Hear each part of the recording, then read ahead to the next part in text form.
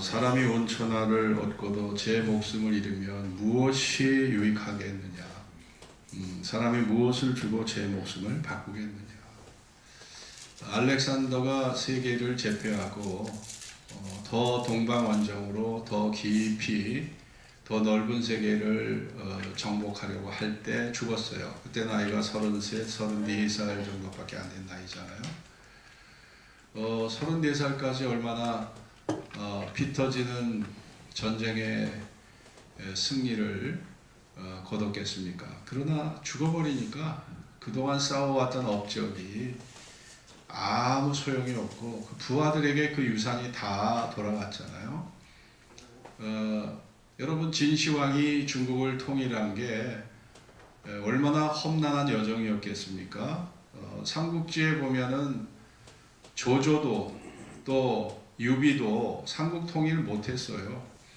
근데 그 조조도 하지 못하고 유비도 하지 못하고 손권도 하지 못했던 것을 누가 했어요?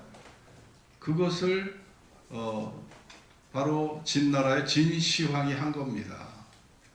근데 그도 전국을 순행하다가 50세 나이에 순행하는 마차 안에서 죽어버렸어요. 그러니까 참 천하를 얻고도 목숨을 잃으면 아무 소용이 없는 거예요. 여러분, 우리 주님이 여기서 말씀하고자 하는 이 내용이 뭘까요? 이 내용은 이 목숨이라는 것은 따라해 봅시다. 헬라 말로 푸시케. 이 푸시케라는 게 이게 영혼을 뜻합니다. 우리 영혼이 푸시케잖아요. 영혼이 떠나가면은 인간은 죽는 겁니다. 그래서 죽음을 사람들은 사라진다는 개념으로 보지만 성경은 죽음을 갖다가 분리의 개념으로 봐요. 분리. 영혼과 육체가 분리되는 것이 죽음이거든요. 그러니까 우리 몸에서 영혼이 떠나가면 바로 그것이 죽음이 되는 겁니다. 그러니까는 영혼은 어떻게 보면 생명이고 또 인간의 전부, 인간의 모든 것이 바로 우리 영혼입니다. 우리 마음 빠져버리면 뭐가 남아요? 마음 빠져버리면. 이 신체라는 건 이건 껍데기, 이건 집에 불과한 거죠. 집에.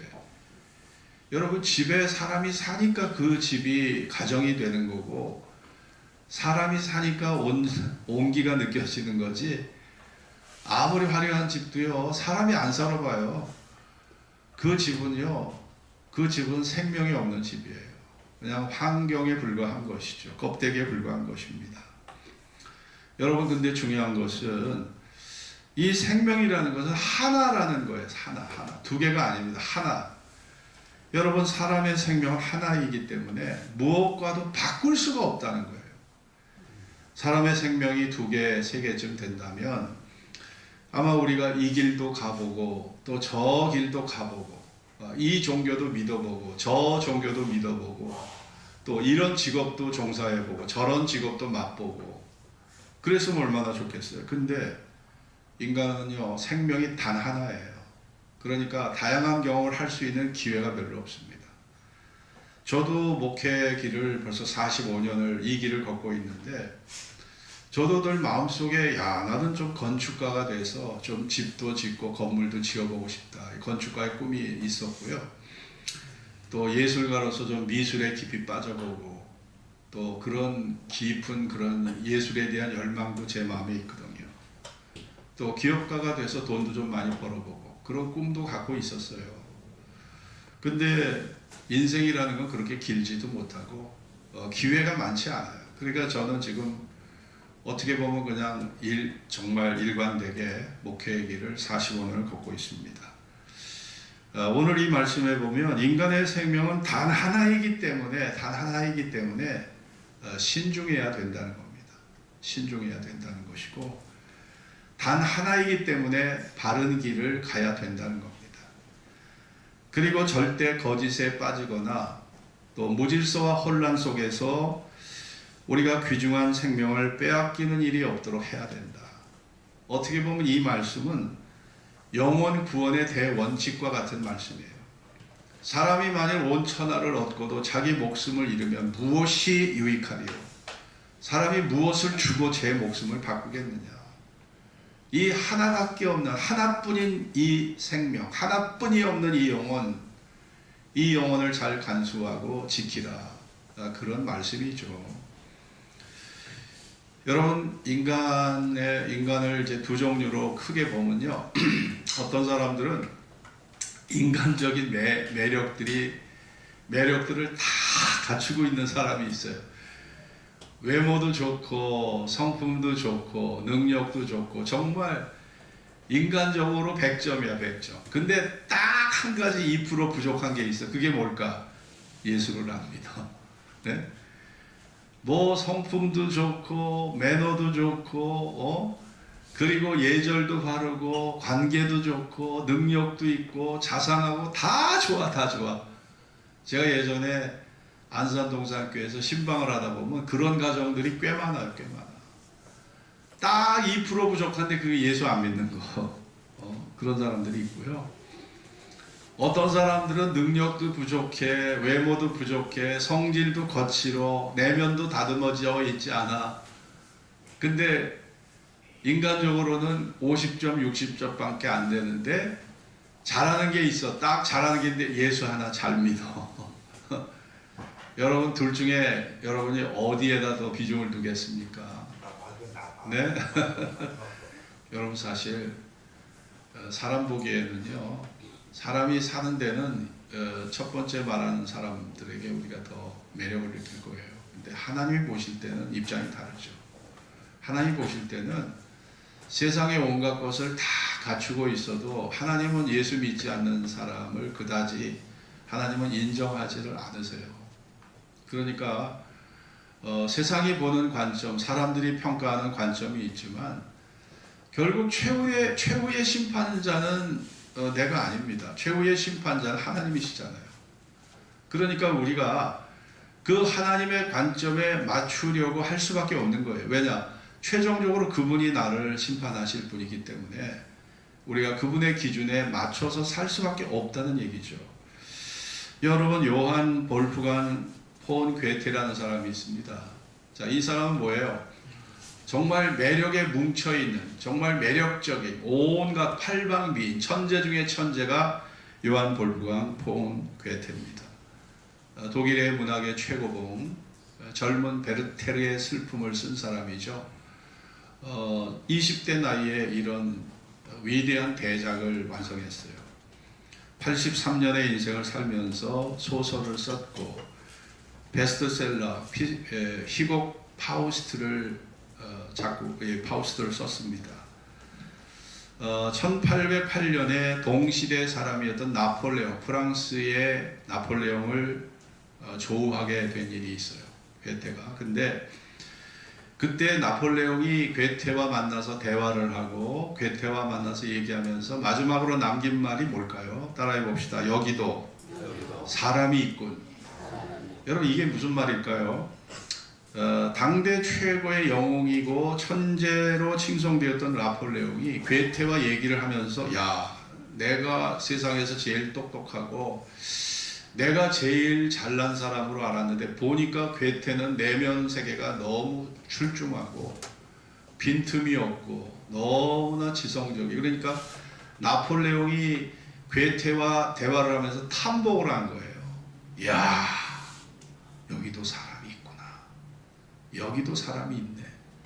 자, 이 말이 뭐예요? 이게 사실은 나폴레옹이 볼 때는 최고의 찬사였던 거죠. 그러니까 나폴레옹에게 최고의 찬사를 들은 사람이 이 괴테였어요. 괴테는 1749년에 프랑크푸르트 암마인에서 태어났는데 귀족 집안은 아니지만 아버지가 중산층 잘 사는 집안이었기 때문에 문학과 예술을 가까이 할 수 있는 그런 가정의 분위기 속에서 자랍니다. 근데 이 사람은요, 천재적인 문학가적인 기질을 타고나서 8살 때 이미 시를 썼어요. 초등학교 1학년 때 시를 짓고 13살 때 초등학교 6학년 나이에 시집을 냈어요. 누가요? 괴테가. 대단한 사람이죠. 대단한 사람입니다. 아버지가 야, 너는 법률을 전공해라. 아버지 말을 듣고 법률을 전공해서 변호사가 됩니다. 변호사가 됐는데 이 사람은 자기는 법률에 별 관심이 없었어요. 그래서 문학 쪽으로 이렇게 관심이 기울어지면서 시와 시곡을 쓰고 그리고 아주 광범위한 독서를 합니다. 그런데 이 사람은요, 이 사람은 80년이 넘는 83세에 죽기까지 시와 소설과 희곡과 산문과 방대한 서한, 편지글을 남겼고요. 신학을 이 사람이 깊이 있게 연구하고, 철학을 연구하고, 그리고 과학을 연구하고, 그러니까 또 이 사람이 유능한 또 관료의 역할을 했어요. 괴테는 작센주 바이마르 공화국의 재상, 국무총리로 일을 했습니다. 재직할 당시 정치인으로 상당한 리더십을 발휘했던 사람이 괴테입니다. 바이마르시의 토목공사를 계획을 했어요. 자기가 설계하고 계획하고 직접 지휘했어요. 토목공사를. 그러니까 이 사람의 머리가 얼마나 뛰어납니까? 프랑스군과 전쟁을 대비해서 물자를 비축하고, 작센주를 비상체제로 돌입시켜서 전쟁을 준비하고, 그리고 발미 전투 때 전쟁 참모로서 전쟁에 참전을 하고, 이게 괴테였습니다. 그리고 거기다가 인격적으로 또 탁월하게 존경을 받았어. 주변 사람들에게 존경을 받았고, 그리고 이 사람은 연극 무대에서 연극을 연출하고, 그리고 배우의 교육을 시켰어요. 배우 교육을 시켰어. 그리고 여행기를 쓰고 자서전을 쓰고 잠언을 쓰고 일기를 쓰고, 이 사람은 연극 감독으로 궁정 무대를 통솔하고, 식물학을 여러 번 연구하고, 실제로 괴테의 과학적 업적은 당대 생물학자 중에 최고 수준이었다고 해요. 생물학자 중에 최고 수준이 괴테였다고 합니다. 그리고 이 치아를 연구해서 이 치의학의 공헌을 갖고 있어요. 이 괴테가. 거기다가 해부학을 또 이 사람이 의사 못지않게 해부학의 전문 지식을 갖고 있었습니다. 거기다가 물리학, 빛을 연구하는 광학, 이 사람의 어휘력이 얼마나 컸냐면, 저기 성경을 갖다가 독일어로 번역한 그 마틴 루터가 일생 동안에 어휘력이 23,000개 단어를 마틴 루터가 알고 있었고, 그거를 썼다고 그래요. 근데 괴테는 얼마 정도의 단어 어휘력을 갖고 있으냐? 93,000개. 그러니까 마틴 루터의 4배 정도의 어휘력을 갖고 있었대요. 93,000개의 단어를 익숙하게 사용할 줄 아는 사람이 괴테였고, 이것은 인류 역사상 이런 사람이 없었답니다. 그러니까 93,000개의 단어를 누가 그거를 사용할 수 있겠습니까? 그만큼 이 사람의 모든 지식이 다방면에 풍성했기 때문에 93,000개의 어휘력을 발휘할 수 있었다는 거죠. 괴테가 평생 3,000개의 시를 지었어요. 솔로몬도 1,550개인데 이 사람 3,000개의 시를 썼습니다. 거기다가 클래식 음악, 거기에 조예가 깊었고, 모차르트의 곡을 연주하여 지휘를 할 정도로 클래식 음악의 대가였어요. 근데 이 사람에게 진짜 딱 한 가지 부족한 게 뭐였을까요? 예수만 안 믿어. 예수만 안 믿는 거야, 이 사람이. 이 사람이 원래 루터파 신자입니다. 루터파에서 세례를 받은 신자인데, 중간에서 이 사람이 범실론으로 빠져버렸어. 범실론. 철학자 스피노자와 데카르트의 영향으로 범실론으로 빠져버렸어요. 범실론이라는 것은 현실과 우주와 자연, 이 모든 나타나는 그 거룩하고 오묘한 것들이 이것이 신의 존재와 동일하다. 신이라는 것은 인격적인 신은 따로 존재하는 것이 아니라 우주가 신이고 자연이 신이고, 바로 모든 것이 이 자연에 나타나는 현상들이 다 신의 모습이다. 그리스 로마 신화가 사실 범실론에 가까운 거거든요. 저 바다에 가면 포세이돈이 존재해. 포세이돈, 바다의 신이 존재해. 또 힘의 능력을 갖고 있는 제우스 신이 존재해. 아름다움을 관장하는 비너스 신이 존재해. 각 방면에 다 신이 존재하는 거예요. 어떻게 보면 그리스 로마 신화도 사실은 범실론에 가까운 거죠. 여러분, 괴테는 모든 세계를 풍미하고 살았지만 정작 그 마음에 하나님의 존재를 받아들이지 못했어요. 그리고 무신론자의 길을 걸어갔습니다. 이 천재는 독자적인 길을 걷다가 창조주 하나님과 결별하고 영원한 구원을 얻지 못하는 버림받은 존재가 된 것이죠. 여러분 99점을 맞았지만 1% 예수 믿지 않는 그것 때문에 버림받은 존재가 된 겁니다. 사람이 온 천하를 얻고도 괴테는 어떻게 보면 온 천하, 지성적인 천하를 얻은 사람이에요. 온 천하를 얻었습니다. 한 시대를 풍미했던 사람. 근데 제 목숨을 잃어버렸어. 자기 목숨을 하나님 앞에서 잃어버린 거예요. 무엇이 유익하겠냐? 사람들 박수 받으면 뭐해? 칭찬 받으면 뭐해? 역사적으로 그 업적과 명성과 이름이 영원히 기억되면 뭐해? 하나님 앞에 버림받는 것인데. 야, 여러분 생각해 보세요. 우리가 박수를 받으면 그 박수 소리 속에서 내 존재, 하나님 앞에 내가 어떤 존재가 돼야 된다는 사실을 잃어버리고 그 현실의 박수와 갈채 속에 내 존재를 잃어버리고 그냥 거기에 내가 빠져서 살 수 있는데 그러다 보면 내가 길을 잃어버리는 거죠. 괴테가 그랬던 것입니다. 워렌 버핏은 제가 언젠가도 얘기했죠. 이 사람 지금 나이가 94세입니다. 이 사람은 오마하의 현인으로 불리고 귀재 천재로 불리잖아요. 순 자산이 현재 858억 달러입니다. 858억 달러. 우리나라 돈 125조 6112억이에요. 우리는 10억만 있어도 좋겠어요. 근데 이 사람은 125조 6112억 원을 갖고 있는 사람입니다. 지금 이 사람이. 근데 이 사람은 영국의 버틀런트 러셀의 책을 젊었을 때 너무 많이 읽다 보니까 러셀은요 불가지론자입니다. 불가지론자.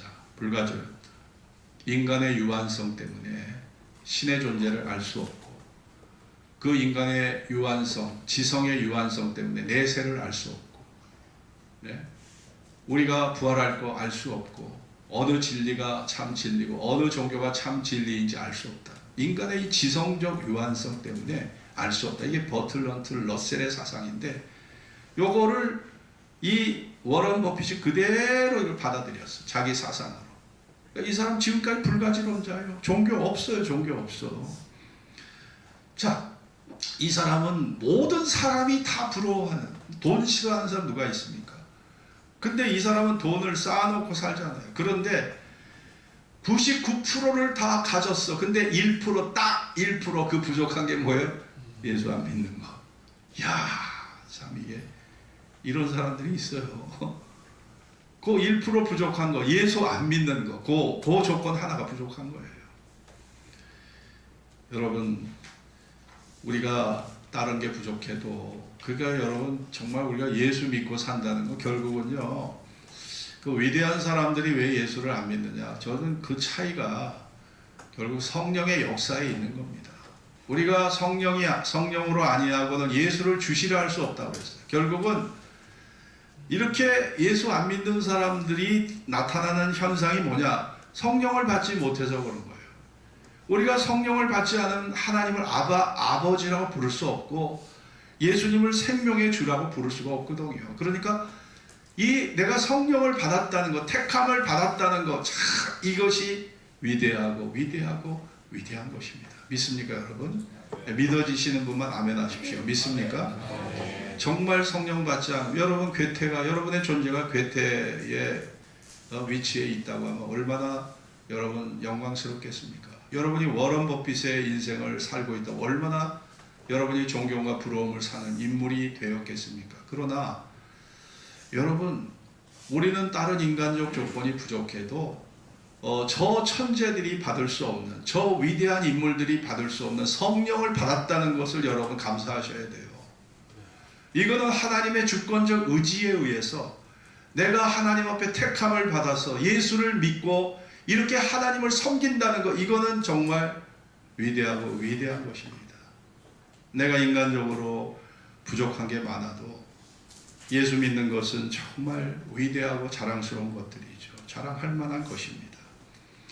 여러분 클린턴 리처드 도킨스라는 사람이 있습니다. 옥스퍼드 대학교 석좌 교수. 지금 나이가 83세 이 사람이요.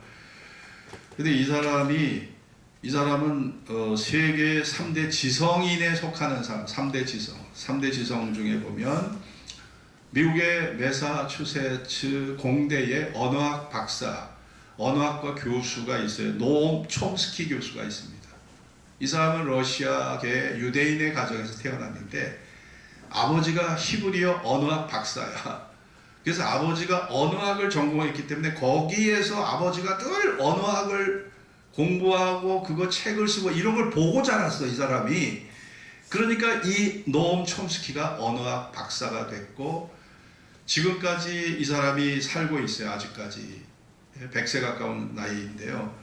노엄 촘스키가 이게 3대 지성의 한 사람이고 또 한 사람은 이탈리아의 움베르토 에코가 3대 지성인에 속하고 그 중에 또 한 사람이 뭐냐, 리처드 도킨스가, 이 사람 영국 사람으로서 옥스퍼드 대학 석좌 교수가 이 사람이 3대 세계 지성인에 속합니다.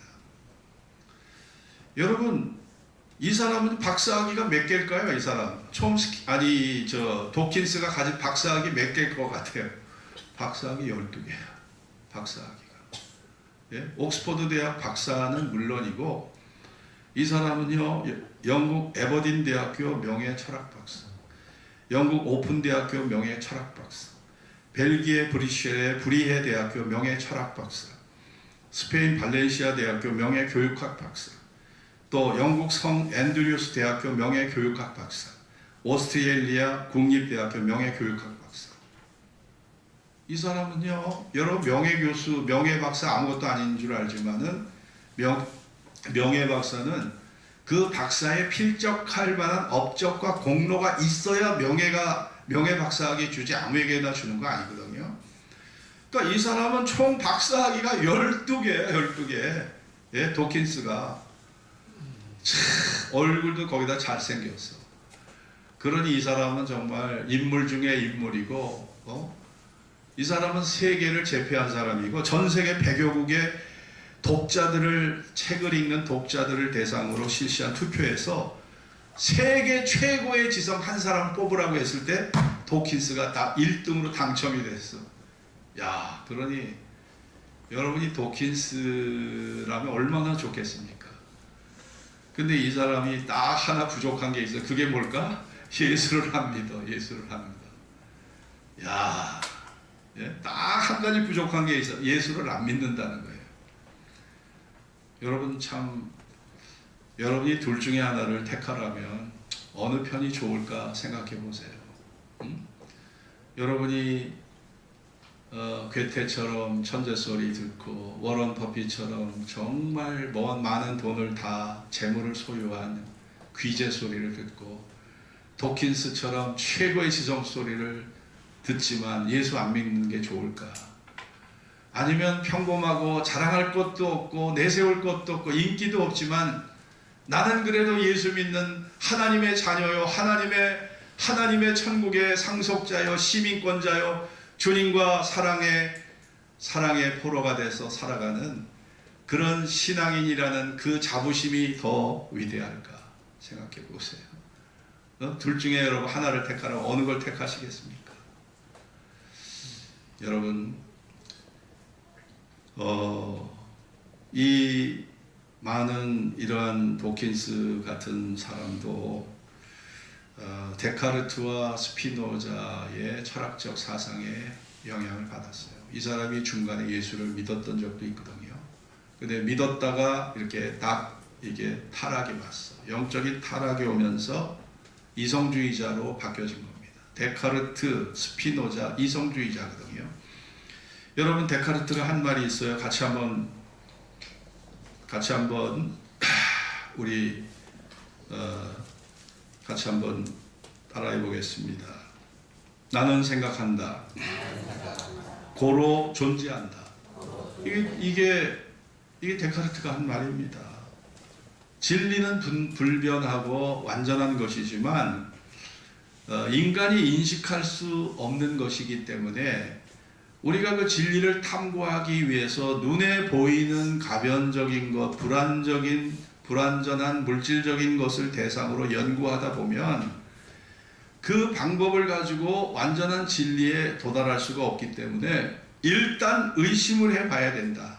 이 의심을 해봐야 되고, 그리고 확실한 진리에 도달하기까지는 그런 이성적 추론을 통해서, 이성적 연구를 통해서 참된 지식에 도달할 수 있기 때문에 결국 모든 것을 이성적인 지식으로 모든 것을 규정을 짓게 된다는 거죠.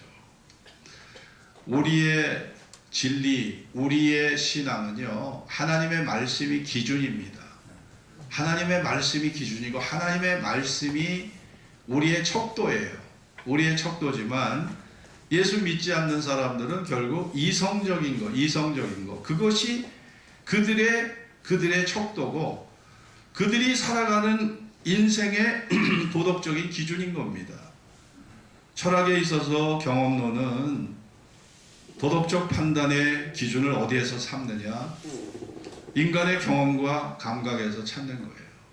인간의 경험과 감각이 도덕적 판단의 기준, 이게 철학, 경험론 철학의 기준이고, 합리론은 무엇입니까? 합리론은 도덕의 원천, 판단의 기준을 이성에서 찾아요. 이성에서. 그러니까 우리가 하나님의 진리 말씀을 통해서 기준을 삼는 것과 다른 거죠. 다른 거예요. 성령을 받지 않은 사람들은 이 길을 갈 수밖에 없는 겁니다. 여러분과 제가 성령을 받았기 때문에 우리는 말씀을 기준 삼을 수 있는 거고, 성령을 받지 않은 사람은 이성적인 기준을 따라갈 수밖에 없는 겁니다. 그러니 여러분, 우리가 항상 주님께서 인정하는 그 길을 가려고 우리가 해야 합니다. 자, 우리 잠언 14장 12절을 같이 읽겠습니다. 잠언 14장 12절. 잠언 14장 12절.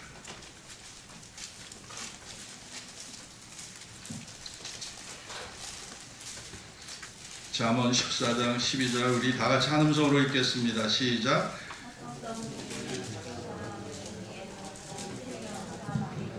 네, 어떤 길은 사람 보기에 바르나 필경이라는 건 반드시라는 뜻을 갖고 있거든요. 어떤 길은 사람 보기에 바르나 필경은 사망의 길이다. 여러분, 도킨스 같은 사람, 워런 버핏 같은 사람, 폰 괴테 같은 사람, 세상 살아가는데 아무 문제 없습니다. 아무 불편한 거 없어요. 오히려 평판 좋아요. 예수 믿는 사람들보다 평판 좋습니다. 사람 보기에 올바르고 진실해 보이기 때문에 오히려 사람들에게 존경받아요. 근데 성경은 필경은 사망의 길이래요. 사망의 길이에요. 우리 주변에 예수 안 믿는 거 외에는 거의 우리가 존경할 만한 분들이 여러분 주변에 많이 계실 거예요. 저도 우리 처남을, 큰 처남을 보면 이제 나이가 그분이 저보다 그분 나이가 이제 80 정도 되셨는데 참 도덕 교과서야. 아주 바르게 살아. 바르게 살고 도덕 교과서고 말 바른 말하고 뭐 내일 그 집에 가서 좀 얘기하자고 그러는데 거기 가면 이제 저하고 이제 대화의 코드가 안 맞아서 전 참 안 가려고 하거든요. 참 인간적으로는요 모범적이야. 근데 그 사람에게 딱 한 가지 부족한 게 있어. 예수는 안 믿어. 제가 전도도 해봤는데 예수는 안 믿어. 야, 그래서 어떤 길은 사람 보기에 바르나 필경은 사망의 길이래요. 그러니 여러분, 우리가 이 땅을 살아가는데 아무 문제가 없다고 해도 우리가 이런 사람들은 사실 하나님 보시기에 버림받은 사람에 불과하기 때문에 참 가련하고 불쌍한 존재인 것이죠. 가련하고 불쌍한 존재라고 여러분 여기셔야 합니다. 누가복음 19장 27절 보겠습니다. 누가복음 19장 27절. 누가복음 19장 27절.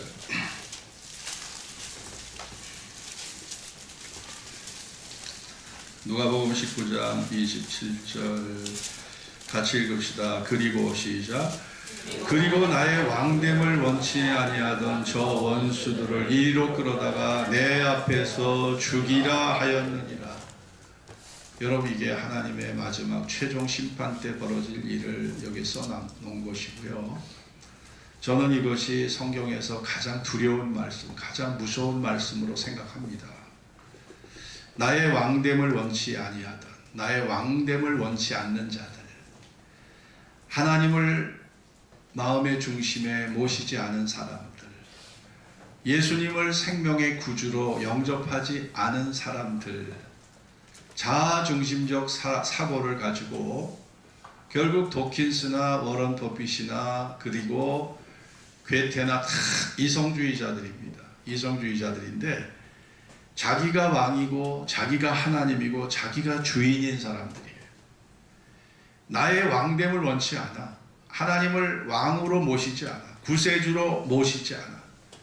이런 사람들을 하나님이 원수로 여긴다는 걸 아셔야 돼요. 사람들은 다 그 사람들을 존경해, 추종해, 따라가. 하나님은 저 사람을 뭐로 여겨요? 원수로 여긴다. 여러분, 지성인이라고 다 좋은 게 아닙니다. 하나님 없는 지성은 하나님 볼 때는 교만한 자로 보는 거예요. 하나님 없는 지성은 자기 자신을 하나님으로 삼는 거기 때문에 하나님은 그 사람을 교만한 자로 여기는 거고, 하나님을 예수님을 왕으로 모시지 않는 자로 보는 겁니다. 그러니까 내가 지성인이 되기보다 내가 미련한 소리를 들어도 하나님을 마음에 모시고 사는 것이 더 귀하고 더 하나님 보시기에 가치 있는 줄로 믿습니다. 이 사람들, 제가 열거한 세 사람이요, 여러분, 사람들 보기에 아무 문제 없습니다. 아무 문제 없어요. 근데 최후의 심판자 하나님의 관점에서 볼 때, 하나님의 판단으로 볼 때는 이 사람들은 하나님의 원수가 되어 있다는 걸 아셔야 돼요. 그러니 여러분, 우리 스스로 아무리 올바르고 우리 스스로 사람들에게 인정과 지지를 받고 존경을 받는다고 해도 하나님의 최종적 판단이 남아있다는 것을 우리가 항상 의식을 해야 됩니다. 하나님의 최종적 판단, 심판이 남아있다는 것을 우리가 의식을 해야 된다니까요. 이 세상의 판단이 전부가 아니고 이 세상의 판단은 전부가 아니에요. 예수 믿는 우리가 중요한 것은 인생은 단 한 번뿐입니다. 그리고 내 생명은 하나뿐이 없는 생명이에요. 내 생명은 바로 하나뿐인 생명이에요. 그러니까 하나님의 시선과 하나님의 판단과 우리가 진리를 생각하면서 우리가 살아가야 됩니다. 우리가 보는 것, 듣는 것, 바라보는 것, 모임을 갖고 교제를 하고 그것이 아름답고 아무리 고상하다 할지라도 그 어떤 것도 내 영혼과 바꿀 수 없다는 것을 여러분 아셔야 합니다. 우리 주님께서 인정하는 그 길로 가려고 우리가 힘써야 됩니다. 위대한 지성이든 예술이든 돈을 벌게 하고 성공을 보장하는 비결이든 나에게 행복을 보장해주는 기쁨이든 그 어떤 것도 영혼 구원보다는 중요하지 않은 거잖아요. 생각해 보세요. 오늘 이 본문 다시 한 음성으로 읽겠습니다. 사람이 시작. 사람이 만일 원천하를 얻고도 제 목숨을 잃으면 무엇이 유익하리요? 사람이 무엇을 주고 제 목숨을 바꾸겠느냐? 여기에 여러분 주목하셔야 합니다. 사람이 만일 온 천하를 얻고도 이 얻고도라는 이 말이 헬라말로 뭘까요? 따라해 봅시다. 케르데세. 이 케르데세가 뭔지 아세요? 이 얻고도라는 말이 세상에서 얻을 수 있는 최상의 것을 말해요. 세상에서 얻을 수 있는 최상의 것. 이것이 이 케르데세입니다. 우리가 세상에서 얻을 수 있는 최상의 것, 그 최상의 것을 얻고도 자기 목숨 잃으면 무엇이 유익하겠느냐? 여러분, 이게 최상의 것이에요. 최상의 결혼, 최상의 가정, 최상의 성공, 최상의 지성, 최상의 행복, 최상의 만족, 최상의 영광, 이거를 다 얻었어. 최상의 것을 얻었다는 거예요. 그런데 제 목숨을 잃으면 하나님과 분리되어 있고 하나님과 결별되고 하나님에게 버림받은 존재가 내 존재라면 무엇이 유익하겠냐, 그런 얘기입니다. 내가 이 세상에서 최상의 것을 얻었어. 근데 내가 하나님과 분리되어 있어. 하나님에게 버림받은 존재야. 그렇다면 내 생명에 내가 무슨 유익이 있겠느냐는 거죠. 그러니까 그 어떤 세상의 최상의 것도 영혼의 생명, 예수 그리스도 안에서 믿음으로 구원받는 것보다 귀하지 않다, 그런 말씀입니다. 여러분 믿습니까? 그래서 이 말씀은요, 결론적으로 따라해 봅시다. 영혼 구원을 절대적 가치로 받아들이라.